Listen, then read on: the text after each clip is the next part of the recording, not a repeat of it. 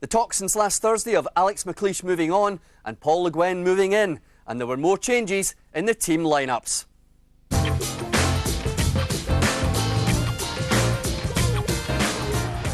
Alex McLeish continued with Andrews and Kyriakos at the back despite Julian Rodriguez being fit. No place for Scotland's top scorer, Chris Boyd. Who says Lennon and Keane can't play together? Not Gordon Strachan. Nakamura left out, Dublin back on the bench. Commentary from Jock Brown with Mark Hakeley. Well, maybe not a great deal at stake in terms of points because Celtic are so far ahead in the championship, but there's never a lack of interest in a match of this intensity and this importance to each side.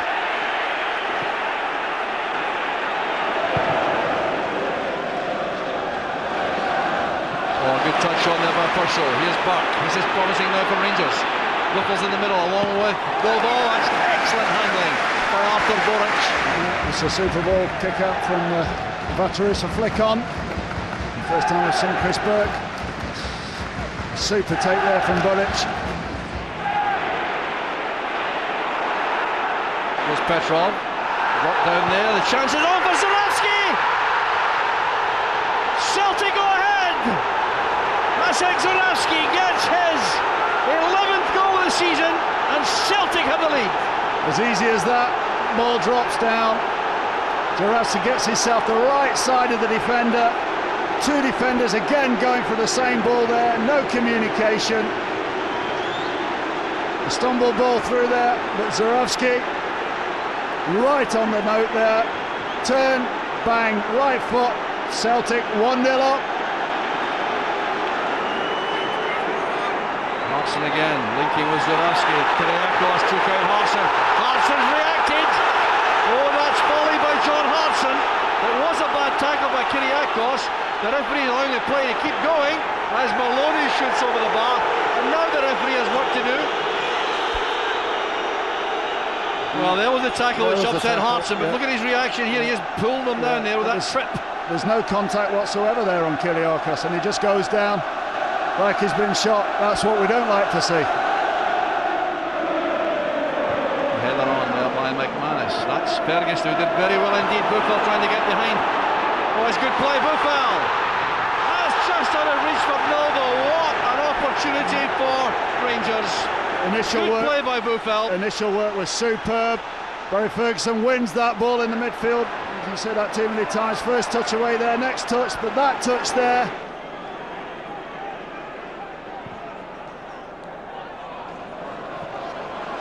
Purcell winning that run and winning a corner kick off McManus. Good play by Purcell. Knew what he was about there.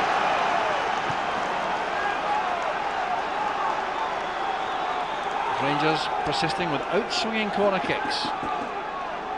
Here's Chris Burke. Looking for Kyriakos and Andrews to come on top of this. Boric at full stretch. That's Smith.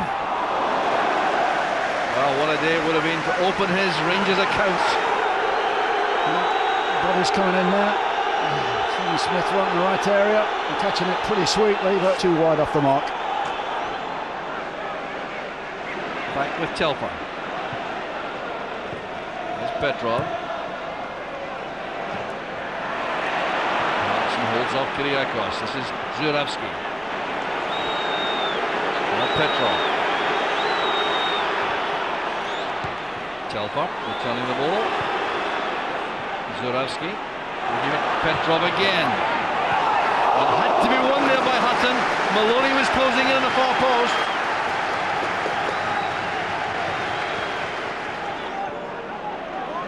Alan Hutton now some space to advance into. Burke's ahead of him. Reaches Purcell. Well, we've seen him score from that situation. On the turn, on the volley. Lowen cancelled the chance to run. That was very well judged by Telfer. Good dummy by Burke. Purcell. Oh, Keane's in trouble. That's a bad one. Yellow card comes out for Roy Keane. Yeah, see that one coming. And that's a simple yellow card for that.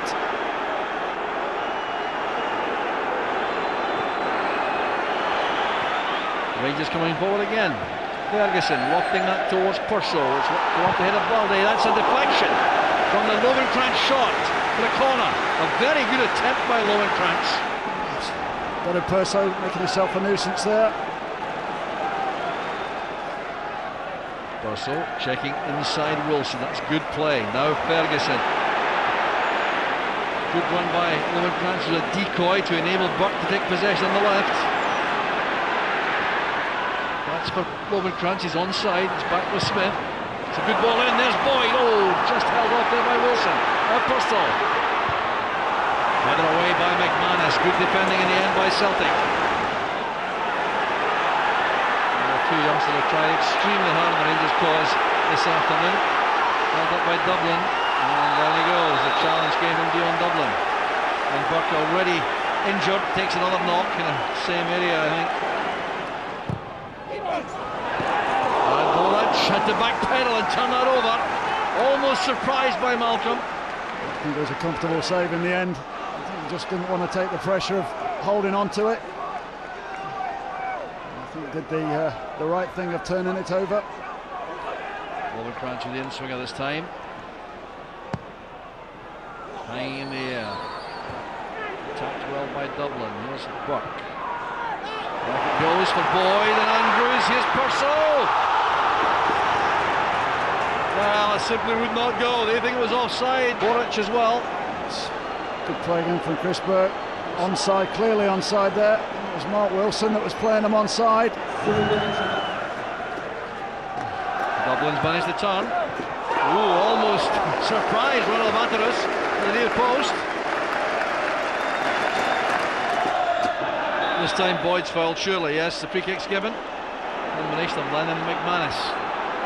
Must be the last chance now. We're well into 4 additional minutes, maybe a little bit more following the Boric incident. Here's Hutton now.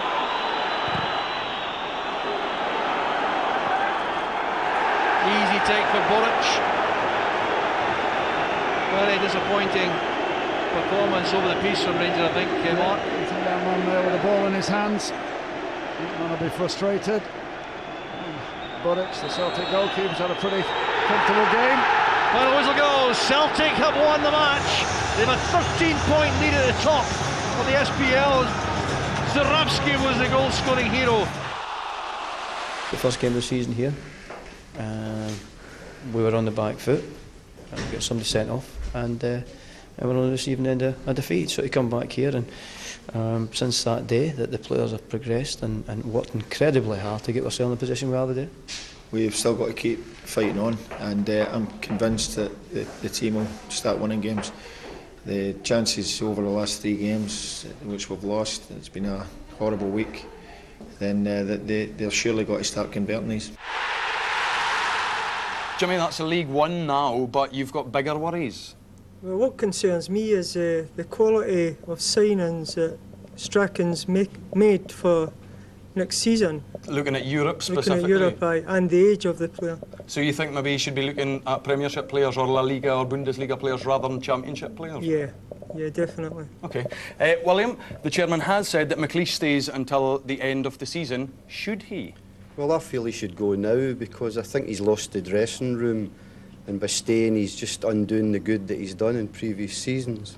And you are a fan of McLeish, I know, because we were speaking before the programme, but yes, ultimately you think maybe his time's up? I think so, yeah. I was for him all from the start, and I think he's done very well up until this season, but I think he's had his time now. And all the speculation about Le Guen coming in, would you be happy with that? I think so, yes. So, play the waiting game? Yeah, I think so, yeah. Well, not a classic by any means at the weekend, but where was the game won and lost? The season's 3rd Old Firm League meeting, the subject of tonight's Walker's Watch.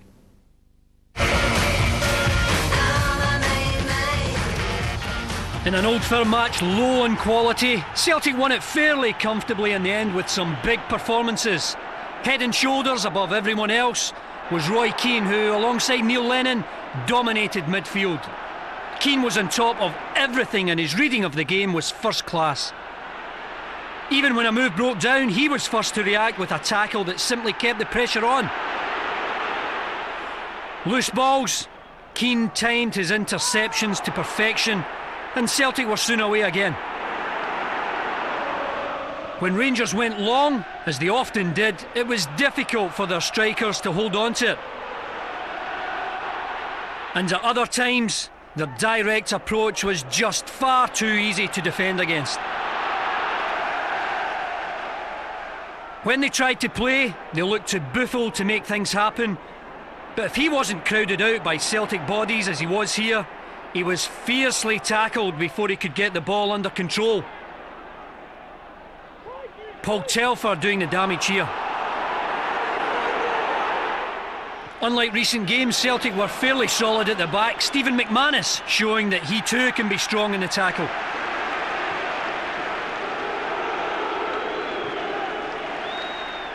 At other times, Rangers' possession just wasn't hurting Celtic. They were quite content to let Rangers play in front of them. And eventually, long diagonals came to nothing.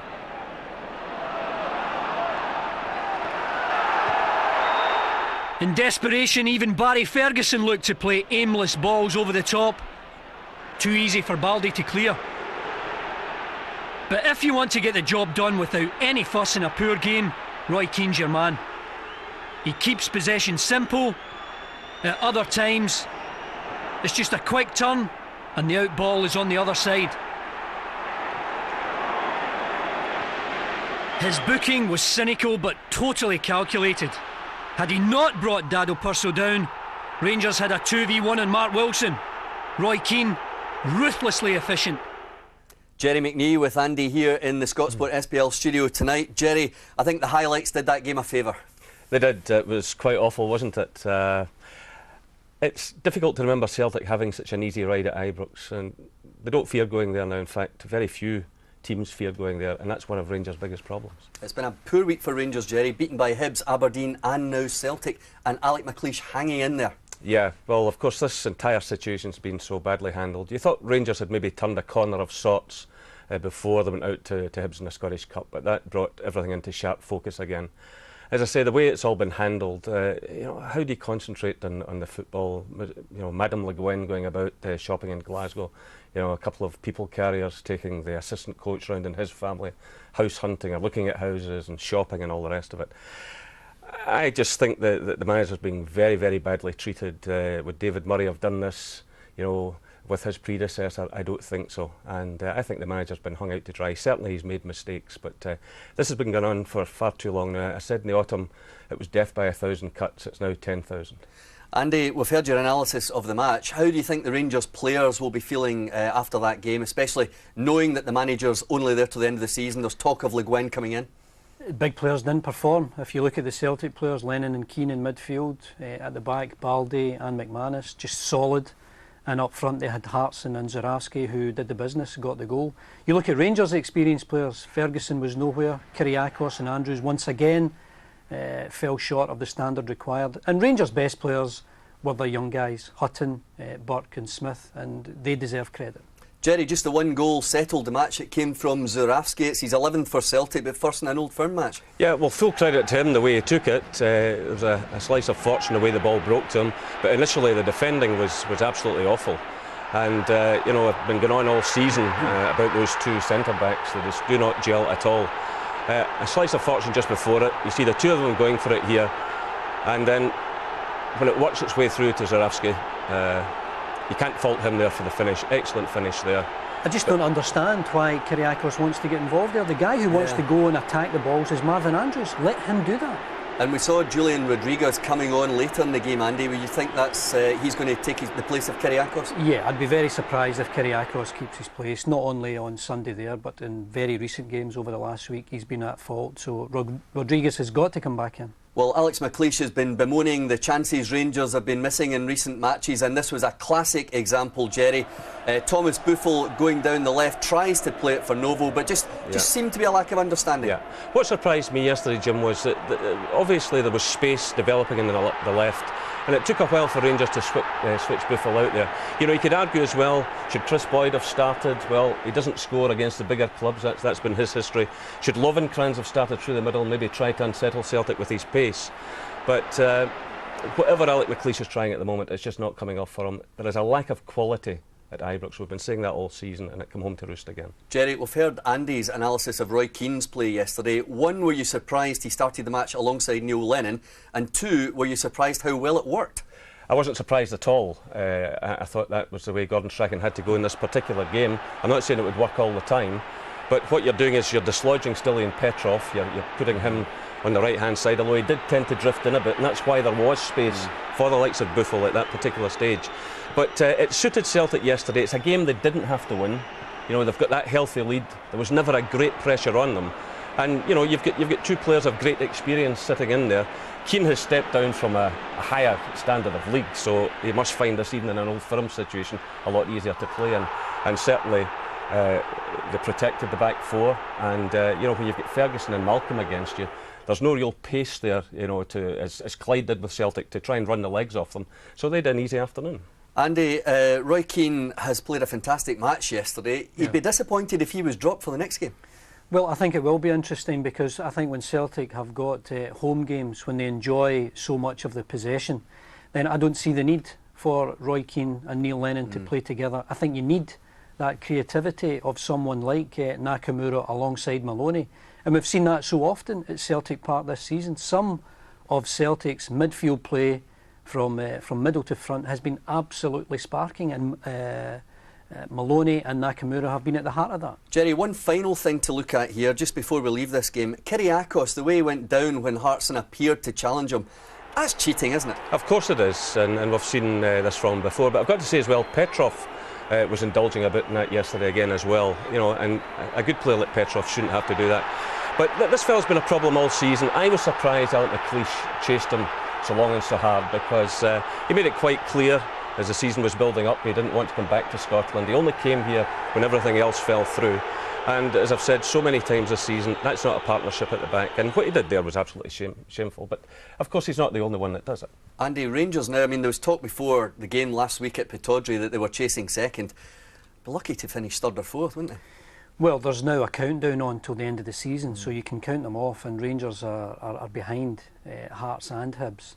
Were they to lose to Hibs this weekend and go 5 behind them and Kilmarnock win, then Rangers are going down to 5th place. So I don't know where they're going to get their spark from, I don't know where they're going to get their form from, but there's so much to play for. Second prize is huge. One Hibs website tonight saying that Hibs get to keep Rangers if they win at Ibrox on Saturday. Thanks to Jerry and Andy for the moment. Archie McPherson and John Robertson still to come tonight, and Sarah can tell us what's coming up next. Thanks, Jim. Plenty more great football coming up over the next 50 minutes or so. And straight after this break, we're off to Tynecastle to see how Hearts